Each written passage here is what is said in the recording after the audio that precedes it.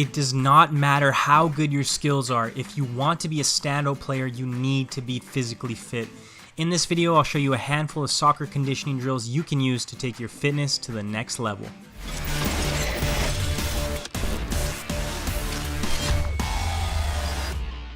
I'm Dylan Tooby of Progressive Soccer, and if you're new to this channel and you want to improve faster and achieve more, hit that subscribe button right now and hit that bell notification so you never miss a video. If you're already a subscriber, please remember to press that like button and share this video on social media. You can have all the skills in the world, but if you aren't physically fit, you're not going to be able to make the impact on the game that you would like. You won't be able to get on the ball as often as you would like. You won't be in the right spot at the right time. When you do get the ball at your feet, your legs will feel heavy because you're out of shape. Being fit makes the game easier, and I'm sure you can relate to this. Being unfit, it makes the game very difficult and unenjoyable. When you prioritize your fitness, you get yourself into great shape, you're going to have more fun, and you're going to be more effective on the field. You can use this video as a resource for ideas on how to improve the different areas of your fitness. This first drill is tempo runs. You're going to work from 18-yard box to 18-yard box. I'm just going to take off and go about 60% on my top speed, really focus on opening up your stride, focus on good running technique, calm breathing. When you get to the other 18-yard box, you're just going to slow down, walk to the end, walk back to the top, and repeat.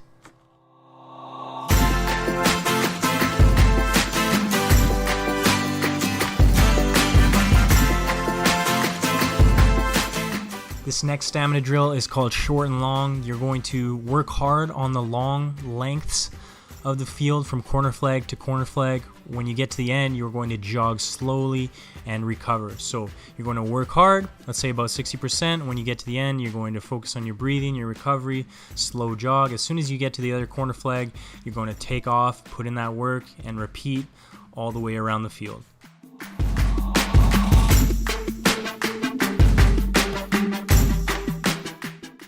I call this drill four corners. I would usually use it as a finisher to a workout. You're going to start on one corner flag, running a figure 8 to all four corner flags and finishing where you started. You're going about 60-70% the whole way, no resting in between, just focusing on good technique. It's so important when you get tired. Focus on your breathing, but focus on your running technique. You'll find when you get tired, you get sloppy with your arm pump, your knee drives, your foot placement. So as you get tired, focus on that good technique.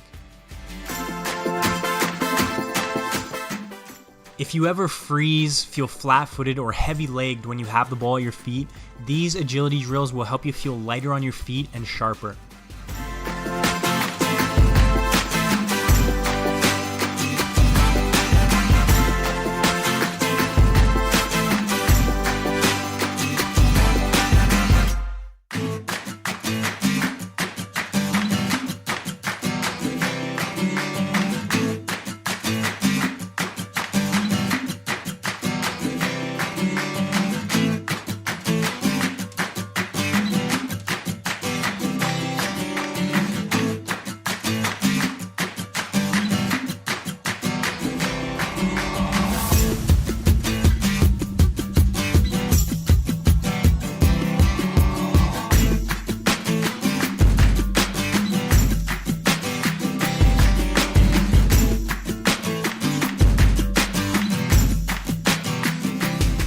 When you're practicing agility drills like these, it's really important that you push yourself. If you make mistakes, trip over the ladder, the ball, or your own feet, that's not a problem. That's probably a good thing. It means you're pushing your comfort zone, and that's the only way that you're going to get faster and sharper. So when you're challenging yourself and you make mistakes, stay positive, shake it off, and go again. Realize that it's just part of the development process.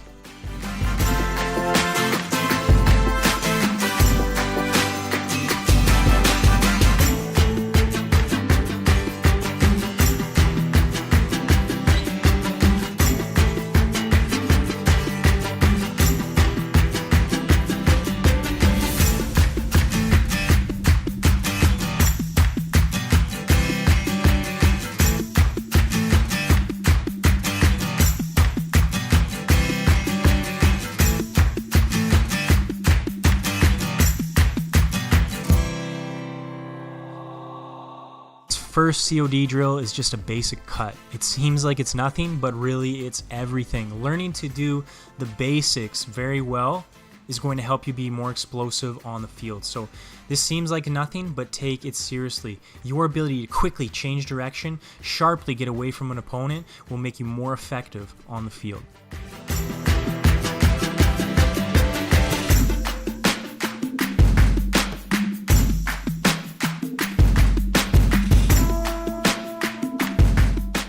Whenever changing direction, focus on your body positioning. So you want to jump into that turn, get low to the ground, push off with power, and really focus on those first 2-3 steps, carrying yourself away in the opposite direction. Watching myself doing these drills, I really want to focus on getting lower to the ground and pushing off with more explosive force.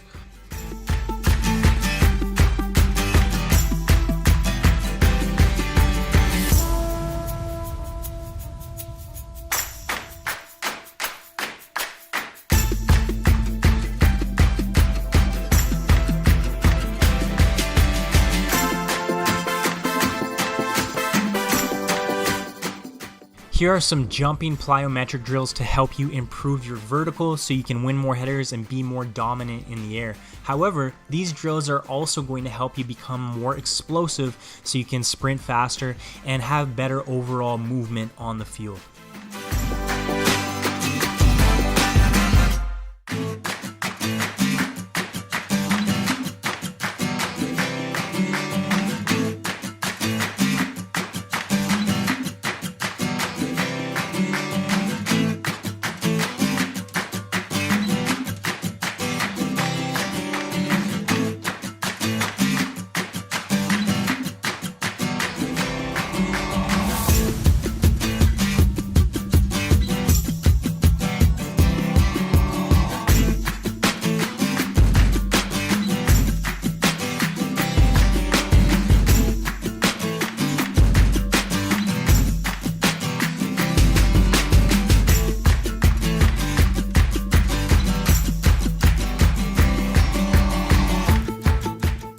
This first speed drill will help you with your basic understanding of body positioning when you are sprinting and especially accelerating. You want to think about leaning forward, almost falling forward.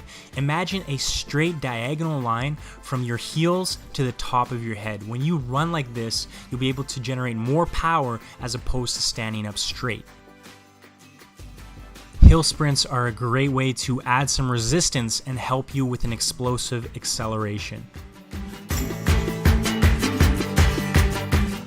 Finally, you want to think about practicing basic sprinting. You can do 20 yards, 50 yards, and even move into 100 or full field sprints. You need to look at sprinting as a skill, something you practice. Most people just think you're fast or you're not. Well, really, sprinting comes down to technique. Yes, some of us are blessed with more pace than others, but if you improve your technique, you can improve your speed.